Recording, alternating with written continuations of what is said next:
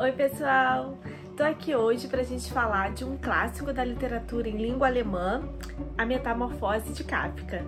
Sou Karen Schuller e do livro Não Me Livro.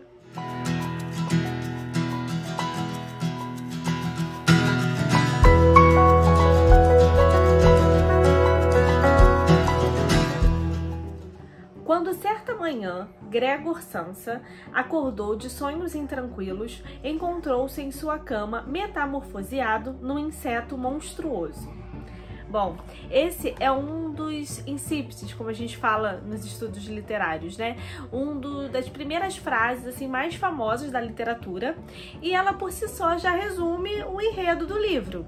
É um homem, o Samsa, que acorda um dia e tá lá, transformado em um inseto. A história vai falar basicamente disso, de como ele vai lidar com esse novo corpo, com essa nova forma de vida, e através dessa metamorfose literal pela qual o protagonista passa, o Kafka vai estar falando também de uma metamorfose mais metafórica, porque aprisionado na carcaça desse inseto, o Samsa precisa reaprender a andar, a se alimentar, a se comunicar.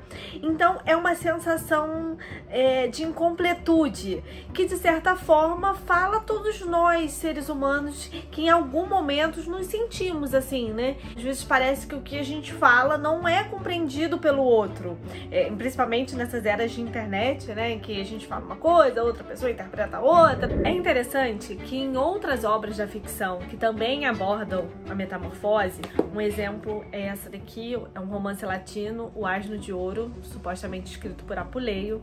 Existem também contos de fadas. Enfim, nessas obras, normalmente a metamorfose ela é fruto de alguma maldição, de alguma punição. Então, de alguma forma, o protagonista ele pode se redimir, ao contrário do que acontece aqui na novela kafkiana. Não há explicação da razão dessa transformação desse protagonista em inseto. Então, leva-se a crer que ele não pode ser redimido, que essa metamorfose é irreversível. Não há algo que esse protagonista possa fazer para que ele retorne à forma humana. Outro ponto que chama atenção é que em muitos contos de fadas, como A Bela e a Fera, por exemplo, a personagem alcança sua redenção através da metamorfose. Então ela sai de uma forma monstruosa, animalesca, até atingir a forma humana. Aqui no Kafka é o contrário, é da forma humana para de um inseto asqueroso. Então essa metamorfose ela acontece num sentido contrário. E isso também já causa esse sentimento de insólito, de provocativo, e talvez seja essa a razão pela qual essa história ela leve muito ao homem moderno, porque é uma sensação, um desconforto, uma incompletude que às vezes não tem explicação. Não é à toa que kafkiano é um adjetivo que em geral é usado para quando a gente quer falar do surrealismo da nossa realidade, quer dizer, de quão tá complicada essa convivência no mundo moderno. E a forma como o narrador vai conduzindo essa história é quase como se tivesse uma câmera ali pelos olhos do Samsa. Então o leitor vai sentindo junto, né, a vergonha, o nojo que ele provoca em si mesmo e nas pessoas à sua volta. E isso, inclusive, faz com que ele problematize um pouco a relação dele com seus familiares, porque antes da metamorfose ele era o arrimo de família.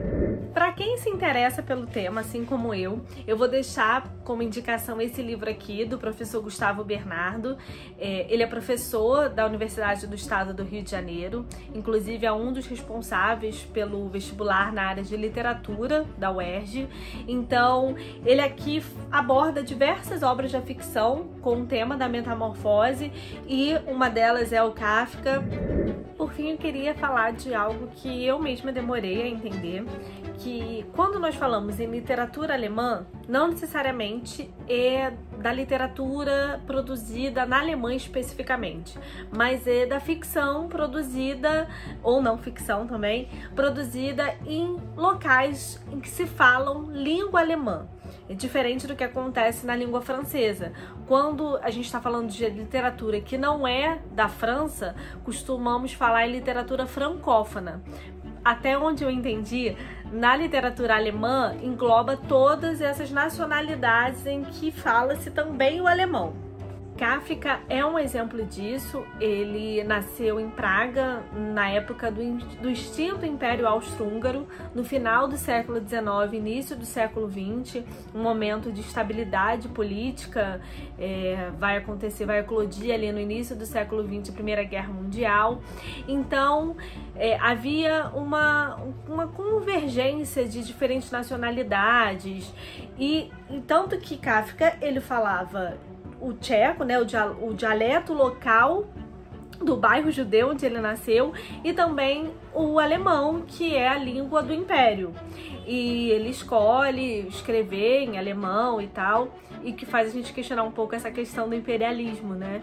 Porque no fim das contas é a língua do opressor, do dominador, que acaba legitimando o que é produzido.